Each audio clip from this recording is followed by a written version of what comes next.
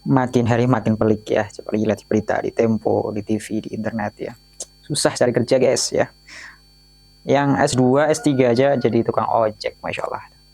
Apalagi yang fresh graduate ya, baru baru lulus ya, belum punya pengalaman, belum punya TAF ya di dunia kerja ya, Masya Allah. Kali ini aku akan bahas kenapa memilih bertani ya. Ini aku pakai topi koboi, bukan topi koboi, ini topi bertani. Assalamualaikum warahmatullahi wabarakatuh ya. Nama saya Sugito, founder dari Family Hydroponic. Ya. Kali ini kita akan bahas kenapa ya milih bertani ya. Kok nggak kantoran ya? Kok nggak jadi hacker ya? Kok nggak jadi PNS ya? Kok nggak jadi Gojek ya? Masya Allah.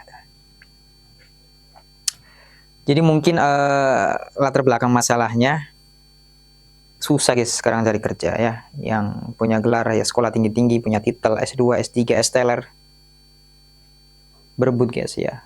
Apalagi kita kalau apa ya, kita masuk ke kuadran kiri ya, ke employ, itu persaingannya berdarah-darah sekarang.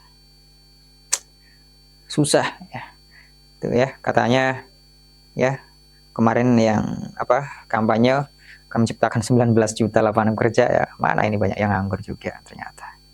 Apalagi yang fresh graduate ya, makin hari makin banyak. Coba setahun sekali itu seluruh universitas perguruan tinggi ya, dari Sabang sampai Merauke, coba ada ini, ada berapa juta atau berapa ribu ya, berapa ratus ribu itu ya, anak-anak wisuda ya, anak-anak SMK yang keluar, banyak banget guys ya.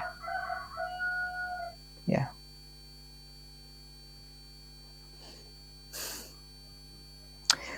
Terus apalagi yang basicnya petani, anak petani, orang desa ya, kenapa nggak harus bertani? Kenapa harus ke kota?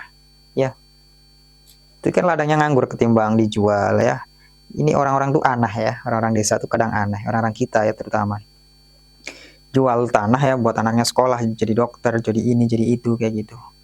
Itu kalau kita belajar ya kan ke negeri Cina, ya, kita belajar lebih jauh ya, kita olah ya lahan kita ya dengan sistem modern ya, supaya hasilnya maksimal, itu nggak usah dijual guys ya. Bahkan kita bisa nambah ladang ya, bisa nambah-nambah terus dan bisa mengerjakan orang. Itu mindset aja sebenarnya ya, mindset aja ya. Beda emang ya, mindset employee, mindset pekerja sama mindset pengusaha ya. Ini bagian langit dan bumi ya, sehingga bisa ketemu ya. Yang satu comfort zone, zona nyaman ya, pengen di kalau di Jawa ini priyayi ya, diambil, dipanggil bapak, pak, dipanggil ibu, itu luar biasa. Itu tinggalan kolonial guys ya. Tapi di satu sisi ya, pengusaha ya, pedagang itu volatil ya. Itu 1% guys ya. Di Indonesia itu 1% pengusaha itu jatuh bangun, bangkrut, rugi, ditipu ya, modal habis ya, jauh. Nggak usah jadi petani, jadi pengangguran aja tapi banyak uang ya, itu ya paling enak ya. Apalagi musim-musim hujan kayak gini ya, ini musim apa, musimnya orang kaya guys katanya tuh, apa banyak uang ya kan, mau makan apa keluar enak kan, kayak gitu ya. Mimpi kali ya. Ya. Dan katanya bertani itu kotor, panas-panasan, nggak cuan. Ya emang begitu. Ya soalnya kita melihatnya petani tradisional ya, kakek-kakek kita, bapak-bapak kita emang seperti itu. Ya, kotor-kotoran di sawah ya. Yang dulu pakai apa, traktornya pakai pakai sapi, pakai hewan. Ya panas. Makanya sekarang harus belajar guys ya kan, pakai greenhouse ya. Itu yang keren, smart farming, precision farming gitu kan. Lebih canggih gitu ya kan. Spraynya kalau pakai ini pakai drone ya kan, walaupun itu mahal, walaupun itu mimpi, tapi insya Allah bisa. Semangat aja ya. Dan katanya bertahan itu nggak keren dan nggak untung. Ya kerennya gimana guys coba? Pakai topi tani, pakai sepatu boot, ya kan, bau matahari, kotor, nggak keren. Coba bandingin kamu ya kan jadi staf menteri ya, apalagi tuh ya, ya jadi PNS, kerjanya di kantor bersih, wangi, ruangnya ber-AC, jauh banget, nggak keren dan nggak untung. Ya betul nggak untung, kalau kalian nggak bisa manajemen ya kan, nggak bisa mengelola keuangan, semua pasti butuh, pasti boncos.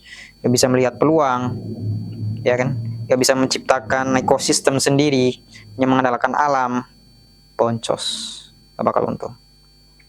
Maka dari itu kita akan bahas ya apa ya kelebihan-kelebihan ketika kita apa ya memilih jalan ya bertani itu sebagai apa namanya ya lifestyle ya atau sumber pendapatan utama. Itu bisa aja ya. Oke, kita lihat sedikit fakta pertanian di dunia ya. Kita kiblatnya Belanda contohnya. Belanda itu coba kita lihat ya, negaranya kecil, daratannya itu reklamasi guys. Itu laut yang dikeringkan yang dulu jajah kita. Masya Allah tuh. Sekarang teknologinya luar biasa. Apalagi teknologi hidroponiknya. Banyak-banyakan negara ya, negara maju, negara berkembang itu kiblatnya dari Belanda guys. Teknologinya luar biasa. Hidroponiknya, smart farmingnya, IoT-nya, precision farmingnya. Dan dia negara kecil bisa ngasih pakan dunia, bayangin. Apalagi produk-produknya, bibit-bibitnya dari Belanda, dari RZ. Itu semuanya guys. Ya, Rich One itu dari selada, sayur, buahnya, melon, premium, intanon, dan sebagainya. Udah. Cina apalagi, gila. Kita di ASEAN, ya, tahu nggak gajah putih ya, Thailand. Dia tagline negaranya atau semboyan apa ya, motivasi negaranya tuh pingin jadi dapur dunia, coba bayangin. Kita yang negara agraris dari Sabang sampai Merauke, ya kan di jalur Katulistiwa, coba agraris, pantainya banyak, matahari sepanjang tahun ada, 2 musim, buahnya manis-manis. Orang bule itu kalau ke Indonesia suka banget sama buahnya manis-manis, buah tropis tuh. Ya, coba kalian makan ini buah pir atau buah ini apel di Eropa. Gak ada rasanya guys, Insya Allah. Makanya, ya. Fakta pertanian dunia luar biasa. Kenapa kita nggak milih? Dunia aja luar biasa guys. Ya negara-negara maju, negara-negara berkembang itu pertaniannya. Ini sekarang ya selain Thailand, tangga kita Vietnam. Vietnam pertaniannya luar biasa guys. Padahal negara nggak terlalu besar ya, negara komunis ya Vietnam itu. Kalah jauh kita. Jadi investor industri ya pertanian luar biasa.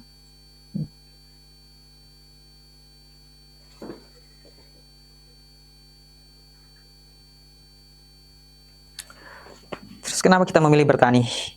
Kita bisa ngasih makan dunia guys. Coba orang kota tuh makan nasi, makan beras, makan buahnya dari mana tuh? Dari orang kampung. Selain impor ya, selain impor itu orang kota. Suplai-suplai di mall, di Freshmart, di pasar itu semuanya disuplai dari desa. Dari pegunungan sayurnya, dari desa padinya. Di kota nggak ada lahan, gedung beton semua. Ngasih makan, berkahnya kayak apa? Masya Allah ya. Makanya kita harus regenerasi sebagai kita anak muda, milenial, Gen Z, kita harus belajar gimana caranya supaya bertani itu menyenangkan, mengenakan dan untung ya. Yang pasti untung ya. Bisa mendapatkan cuan yang nggak boncos, biar seksi, biar keren, biar ini yang suka flexing gak kalah tuh ya sama pengusaha parfum, sama pengusaha baju, sama bos-bos bisa beri mercy. Kita berinya doplak aja guys aja. Ya, itu keinginan sama kebutuhan lah. Kita ngapain petani beli seperti itu, belinya doplak, belinya kargo buat ngangkut suplai barang kita. Gak butuh keren-kerenan. Yang penting greenhouse kita banyak, bisa suplai banyak ya. Ya minta ekspor ya kan, kirim ke kota, kirim kan keren. Beli Lamborghini di jalan desa hancur motornya, belinya pickup ya, Insya Allah ya, masuk ya. Sekarang isunya juga isu ketahanan pangan global ya, terutama ya di global juga luar biasa ketahanan pangan. Contohnya nih isu perang nih, oh ya Rusia Ukraina. Kenapa Rusia bisa bertahan ya dengan embargo, tapi dia wah luar biasa ya Pak. Soalnya dia sudah mempersiapkan ya berapa dekade, berapa tahun ke depan, emang ketahanan pangan luar biasa. Jadi dia walaupun di embargo, walaupun dia perang, masyarakatnya nggak lapar ya, jadi nggak demo, nggak lapar ya. Coba tuh ya kan, kalau kita lapar tuh anarkis ya, makanya ya, jadi logika tanpa logistik itu anarkis, betul guys, ketahanan pangan ya. Dan ketahanan pangan itu berbanding lurus sama perkembangannya sama teknologi guys ya, teknologi sama ketahanan pangan, udah itu cuan, itu besar itu ya.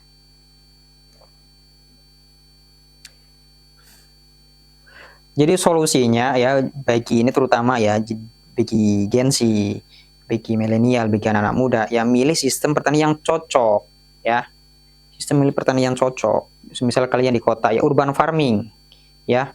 Bisa nanam di rooftop, pakai hidroponik, nanam sayur, selada. Yang di kampung boleh juga tanam greenhouse. Yang lahannya banyak, tanam batang keras, tanam durian dan sebagainya. Pilih sistem yang cocok, yang cuan, sesuai budget. Nggak punya budget, kolaborasi, nyari investor. Sekarang akses mudah, insya Allah, ya. Sekarang yang kedua, akses belajar juga sangat mudah, guys, ya. Dari YouTube, walaupun kita otodidak, saya itu basicnya otodidak, walaupun orang anak petani itu di kampung, orang desa. Kita otodidak, ya. Insya Allah banyak tutorial nih. Kalau di Indonesia nggak ada, cari yang luar, bahasa Inggris ditranslate. Sekarang udah teknologi udah canggih banget, udah keren, ya. Udahlah, ya. Akses mudah, nggak usah gaptek amat, ya.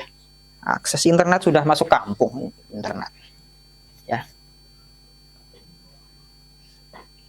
Urban farming, tadi kita bahas sedikit urban farming. Bagian anak kota, nggak usah malu bertani, urban farming, ya. Petani perkotaan juga sekarang, ya, kolaborasi, makanya bisa sama kita, ya kan. Insya Allah, ya, seluruh Indonesia bisa kita. Kalau jauh, ya, ntar ada tiket-tiket, ya, penginapan tim-tim kita lah. Ntar kita coaching, kita pendampingi, kita mitra, kita bina pasca panennya seperti apa. Kita juga di kampung juga, guys. Pekalongan itu kan kampung, Pekalongan Jawa Tengah itu sama, ya.